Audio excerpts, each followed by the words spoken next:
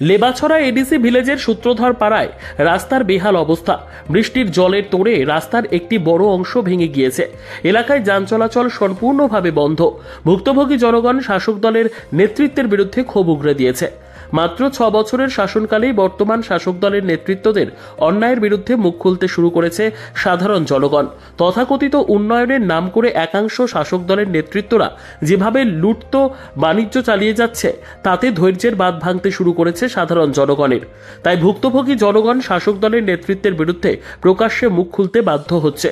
অমরপুর বিধানসভা কেন্দ্রের অন্তর্গত লেবাছড়া এডিসি ভিলেজের সূত্রধর পাড়ার রাস্তাটি দীর্ঘদিন যাবৎ অত্যন্ত বেহাল অবস্থায় রয়েছে। এলাকাবাসীরা অভিযোগ করেন যে গত 2018 বিধানসভা নির্বাচনের পূর্বে বিজেপি দলের নেতৃত্বরা এলাকার মানুষদের আশ্বাস দেন যে তারা যদি বিজেপির পক্ষে ভোট দান করেন তাহলে সরকার আসার পর অগ্রাধিকারের ভিত্তিতে তাদের রাস্তার সমস্যার সমাধান করা হবে। তখন বিজেপি নেতৃত্বের প্রতিশ্রুতিপূর্ণ সুন্দর সুন্দর কথায় বিশ্বাস করে তারা সরকার পরিবর্তনে অংশগ্রহণ করেছিল। কিন্তু সরকার পরিবর্তন হওয়ার পর তৎকালীন বিজেপি দলের নেতৃত্বরা বসন্তের কোকিলের মতো উড়ে গেছে বলে এলাকাবাসীদের অভিযোগ। তাদের সমস্যার সমাধান থাকা তো দূরের কথা, বেহাল রাস্তাটি দিয়ে এলাকার জনগণ কিভাবে চলাচল করছে তা সরেজমিনে দেখা পর্যন্ত প্রয়োজন বলে মনে করেননি বর্তমান শাসক দলের নেতৃত্বরা। ভোট আসে ভোট যায়, আর প্রতিটি নির্বাচনের আগে শুধুমাত্র প্রতিশ্রুতি ছাড়া আর কিছুই পাচ্ছে না এলাকার জনগণ।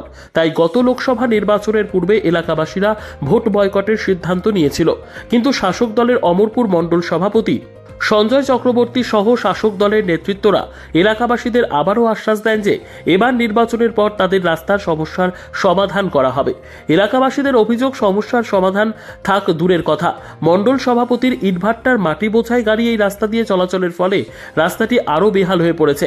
সম্প্রতি কয়েকদিনের প্রবল বর্ষণের ফলে রাস্তার একটি বড় অংশ জলের তোড়ে ভেসে গিয়েছে, যার ফলে এলাকাটি হাটবাজারের সাথে যোগাযোগ বিচ্ছিন্ন হয়ে পড়ে। রাস্তার ওই ভাঙা অংশের ওপর দুটি কাঠের টুকরো বিছিয়ে মানুষজন জীবনের ঝুঁকি নিয়ে পায়ে হেঁটে চলাচল করতে বাধ্য হচ্ছে। এছাড়াও দশমী ঘাট সংলগ্ন এলাকায় রাস্তার ওপর জল কাদা জমে থাকায় রাস্তাটি সম্পূর্ণভাবে চলাচলের অযোগ্য হয়ে রয়েছে। প্রতিনিয়ত এলাকার মানুষদের সীমাহীন দুর্ভোগের শিকার হতে হচ্ছে। গর্ভবতী মা ও অসুস্থ রোগীদের চিকিৎসার জন্য হাসপাতালে নেওয়া আসা করতে দুর্গতির শেষ নাই। এলাকায় যান চলাচল বন্ধ হয়ে যাওয়ায় নিত্য প্রয়োজনীয় জিনিস সহ পরিবারের প্রয়োজনীয় বিভিন্ন সামগ্রী হাটবাজার থেকে মাথায় বোঝাই করে আনতে হচ্ছে। ভুক্তভোগী জনগণ জানান, .com-এর যুগে যখন গোটা দুনিয়া দ্রুত গতিতে এগিয়ে যাচ্ছে, তখন বর্তমান সরকারের আমলে এই এলাকার মানুষ ধীরে ধীরে আদিম যুগে চলে যাচ্ছে। সূত্রধর পাড়ায় প্রায় 120 পরিবারের বসবাস, যারা বিশেষ করে রাস্তাটির ওপর নির্ভরশীল। এছাড়াও ডেপাইছড়ি ও নীলধনপাড়া প্রভৃতি এলাকার মানুষদের নতুন বাজারে আসা যাওয়ার জন্য এই রাস্তাটিকে ব্যবহার করে থাকে।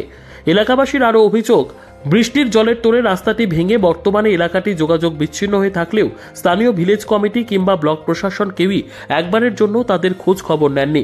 ফলে তারা তাদের বর্তমান দুরবস্থা থেকে কিভাবে মুক্তি পাবে তা নিয়ে যথেষ্ট চিন্তিত। এমতো অবস্থায় স্থানীয় বিধায়ক কিংবা করবুক ব্লক প্রশাসনের দ্রুত হস্তক্ষেপ দাবি করছে এলাকার সাধারণ জনগণ। আড়ানোর মতন কোনো ক্ষমতা নাই, আমরা আট বাজার যাইতে না, স্কুলে যাইতে না, এদিকে কোনো গেলে আমরা যাইতে পারি না, কোনো কিছু আনতে পারি না। মানে রাস্তাটা ঠিক করবো করে আজ 5 বছর এই পর্যন্ত রাস্তাটা আমরা রাস্তা অবরোধ করে করছি, তারপরেও রাস্তা আমরা ঠিক করে দেয় না। আমরা তো এই সময় কইছে আমরা সিবি আমারও আমরা রাস্তা অবরোধ করছি, আমরা রাস্তা ঠিক করে দিব করে আমরা দিছে না।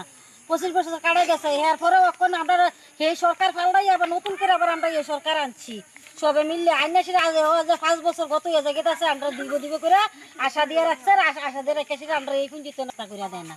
কই জানা কালকা এবছর না এবছর এই ভোট যায় আসলে এই ভোট আসলে এবার কত আমরা সহ্য করবো। ওই এইবার একবার ডেলিভারি একটা রুগী আসছিল, হাতে দৌড়াদৌড়ি করে সবাই ওই সিনেমা ফলের সামনে লইয়া গেছে, নিয়ে এসে তারপরে হাসপাতাল নিয়ে। এই রাস্তা এটা আমরা খুব কষ্ট পাইতে আছি।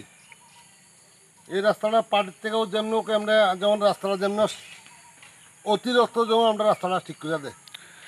মোটামুটি বুড়ার রাশি মোটামুটি 120টা বুড়ার শুধু এই পঞ্চায়েতে। এটা যতনবাড়ি লইয়া আপনার নতুন বাজার লইয়া যতনবাড়ি এটা ডেপাচুরি একটা রাস্তা। আমরা খুব বুক করতে আছি। আমরা এখন পার্টির মানুষ যে কোনো মানুষের কাছে আমরা দাবি করতে আছি ছিল সিবিএন সরকার থাকতো আমরা কইছিল আশা দিছিল